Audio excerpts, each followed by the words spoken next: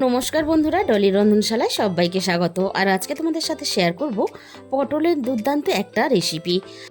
আর এই রেসিপিটা দিয়ে গরম গরম ডাল ভাতের সাথে যেমন খেতে ভালো লাগে, তেমনই কিন্তু গরম গরম রুটি, লুচি, পরোটা সব কিছুর সাথেই খেতে ভীষণই ভালো লাগে।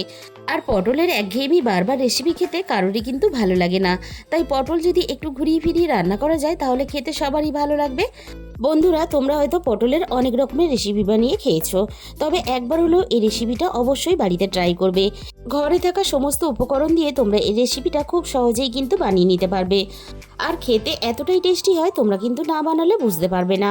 আর এইভাবে যদি একবার পটল রান্না করো তাহলে কিন্তু বাড়ি ছোট থেকে বড় সবাই খেতে পছন্দ করবে। আর তোমার কাছে বারবার রিকোয়েস্ট করবে পটল এইভাবেই বানানোর জন্য। আমি এই রান্নার জন্য পাঁচটা দেখো পটল অল্প অল্প খোসা রেখে ছাড়িয়ে নিয়েছিলাম। আর এই রান্নার জন্য পটলগুলো আমি এরকম গোল গোল করে কেটে নেব। আর এইভাবে গোল গোল করে কেটে নিলে তাহলে রান্নার পরে দেখতেও ভালো লাগবে, আর রান্নাটাও খুব কম সময় হয়ে যাবে। আর আমাদের প্রত্যেকের বাড়ির বাচ্চারা কিন্তু একেবারেই সবজি খেতে চায় না, তাই একটু এইভাবে ঘুরিয়ে ফিরিয়ে কেটে রান্না করে দিলে তারাও কিন্তু না বুঝে অনেকটাই কিন্তু সবজি খেয়ে ফেলবে। সমস্ত পটলগুলো ঠিক দেখো আমি একইভাবে কেটে রেডি করে নিলাম।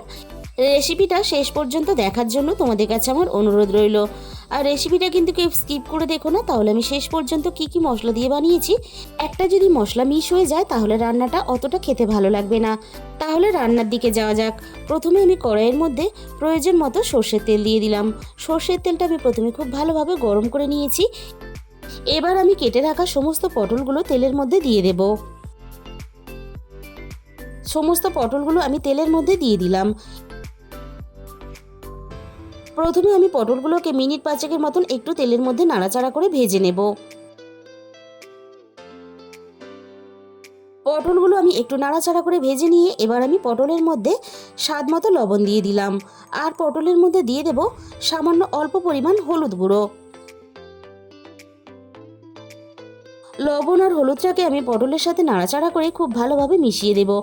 আর পটলগুলো আমি একটু সময় নিয়ে খুব ভালোভাবে বেশ লালচে করে ভেজে নেব।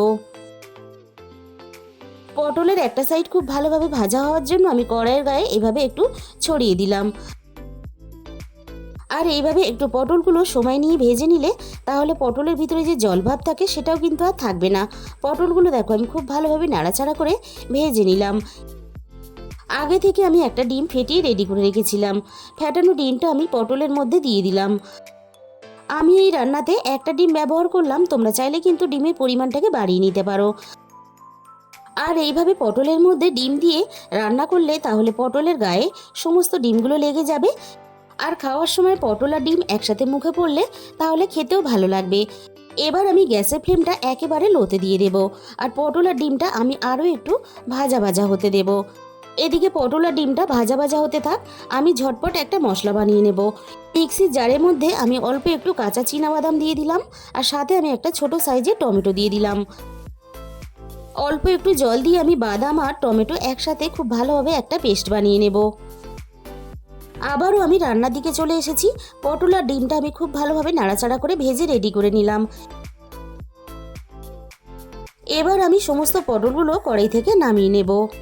আর বন্ধুরা, তোমরা একবার হলো পটলের এই রেসিপিটা অবশ্যই বাড়িতে ট্রাই করো। আর খেতে কেমন লাগলো অবশ্যই আমাকে কমেন্ট বক্সের মাধ্যমে জানাতে কিন্তু ভুলো না। আমি সমস্ত পটলগুলো দেখো কড়াই থেকে নামিয়ে নিলাম। আবারও আমি কড়াইয়ের মধ্যে প্রয়োজন মতো সর্ষের তেল দিয়ে দিলাম। সর্ষের তেলটা আমি খুব ভালোভাবে গরম করে নিয়ে ফোড়নে আমি অল্প একটু কালো জিরে দিয়ে দিলাম। আগে থেকে আমি একটা বড় সাইজের পেঁয়াজ কেটে রেখেছিলাম। কেটে রাখা সমস্ত পেঁয়াজগুলো আমি তেলের মধ্যে দিয়ে দিলাম। এবার আমি ফোড়নের সাথে পেঁয়াজ কুচিগুলো খুব ভালোভাবে নাড়াচাড়া করে ভেজে নরম করে নেব। আর এই রান্নাতে পেঁয়াজের পরিমাণটা একটু বেশি দেবে, তাহলে খেতে ভালো লাগবে। পেঁয়াজগুলো আমি খুব ভালোভাবে নাড়াচাড়া করে ভেজে নরম করে নিলাম। আর দেখো পেঁয়াজের মধ্যে একটা সুন্দর মিষ্টি কালারও চলে এসেছে। এবার আমি পেঁয়াজের মধ্যে দিয়ে দেব 1 চামচ পরিমাণ রসুন। আমি রসুনটাকে গ্রেট করে রান্নার মধ্যে দিয়ে দিলাম। আর সাথেই আমি 1/2 চামচ পরিমাণ আদা বাটা দিয়ে দিলাম। এবার আমি আদা আর রসুনটা পেঁয়াজের সাথে নাড়াচাড়া করে খুব ভালোভাবে কষিয়ে নেব, যতক্ষণ না আদা আর রসুনের কাঁচা গন্ধটা চলে যায়। পেঁয়াজের সাথে আদা রসুনটা আমি খুব ভালোভাবে নাড়াচাড়া করে কষিয়ে নিয়ে বাদাম আর টমেটো দিয়ে যে পেস্টটা আমি রেডি করে রেখেছিলাম সেটা আমি রান্নার মধ্যে দিয়ে দিলাম।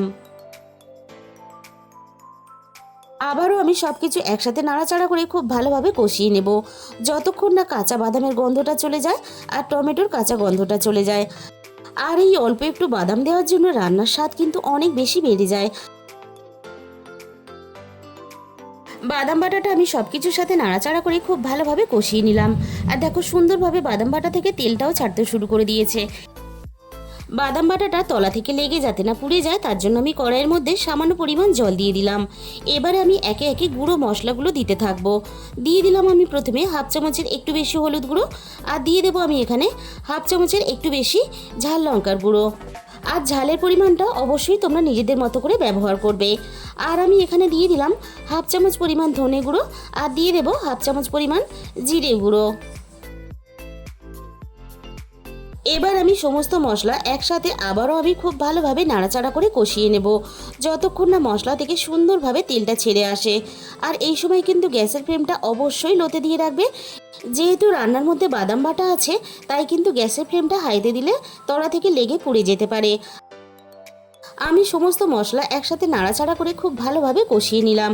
আর এইভাবে মশলা বানিয়ে পটল রান্না করলে এতটা টেস্টি হয়, তোমরা যতক্ষণ না নিজেরা বানাবে ততক্ষণ কিন্তু বুঝতে পারবে না। মশলা থেকে সুন্দরভাবে তেল ছাড়তে শুরু করে দিয়েছে। এবার আমি ভেজে রাখা পটলগুলো মশলার মধ্যে দিয়ে দিলাম। এবার আমি মশলার সাথে পটলটাকে নাড়াচাড়া করে খুব ভালোভাবে মিশিয়ে দেব। আর পটলটা মশলার সাথে নাড়াচাড়া করে খুব ভালোভাবে কষিয়ে নেব। আর পটলটা কষানোর সাথে সাথে মশলার মধ্যে একটা শুকনো ভাব চলে এসেছে, তাই আমি এখানে আবারও একটু সামান্য অল্প পরিমাণ জল দিয়ে দিলাম। আর পটলটাকে এইভাবে নাড়াচাড়া করে আমি মিনিট 5 মতো আরও একটু কষিয়ে নেব। পটলটা আমি নাড়াচাড়া করে খুব ভালোভাবে কষিয়ে রেডি করে নিয়েছি। এবার আমি রান্নার মধ্যে দিয়ে দেব 1 গ্লাস পরিমাণ জল। আর এই রান্নাটা একটু মাখা মাখা করে করতে হবে, খুব বেশি কিন্তু ঝোল রেখে করলে তাহলে খেতে ভালো লাগবে না। এবার আমি জলের সাথে নাড়াচাড়া করে খুব ভালোভাবে সব কিছু মিশিয়ে দেব। আর পটলটা যেহেতু আগে থেকে খুব ভালোভাবে ভাজা আছে, তাই পটলটা কিন্তু খুব বেশি সিদ্ধ হতে সময় লাগবে না। সেই হিসাব করে রান্নার মধ্যে জলটা দিয়ে দেবে। আর বন্ধুরা, আমি রান্নার মধ্যে স্বাদ মতো লবণটা দিতে ভুলে গিয়েছিলাম, তাই ঝোলটা ফুটে ওঠার আগেই আমি রান্নার মধ্যে স্বাদ মতো লবণটা দিয়ে দিলাম। আমি লবণটাকে নাড়াচাড়া করে খুব ভালোভাবে মিশিয়ে দেব। আর পটলটাকে খুব ভালোভাবে সিদ্ধ হওয়ার জন্য আমি ঢাকা দিয়ে দেব। মিনিট 15 পরে আমি কড়াই থেকে ঢাকাটাকে সরিয়ে নিলাম। আবারও আমি রান্নাটা একটু নাড়াচাড়া করে নেব। আর রান্নার গ্রেভিটা ঠিক আমি এরকম রাখবো। এবার আমি নাড়াচাড়া করে দেখে নেব পটলগুলো খুব ভালোভাবে সিদ্ধ হয়েছে কিনা। পটলগুলো দেখো খুব ভালোভাবে সিদ্ধ হয়ে গেছে।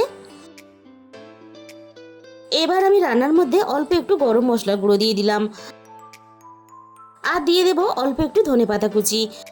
অল্প একটু ধনেপাতা কুচি দিলে তাহলে গরম মশলা আর ধনেপাতা কুচির গন্ধটা রান্নার সাথে মিশে গিয়ে রান্নার একটা দারুণ ফ্লেভার আসে। আর তোমাদের হাতে কাছে যদি ধনেপাতা কুচি না থাকে তাহলে এখানে কাসুরি মেথিও ব্যবহার করতে পারো।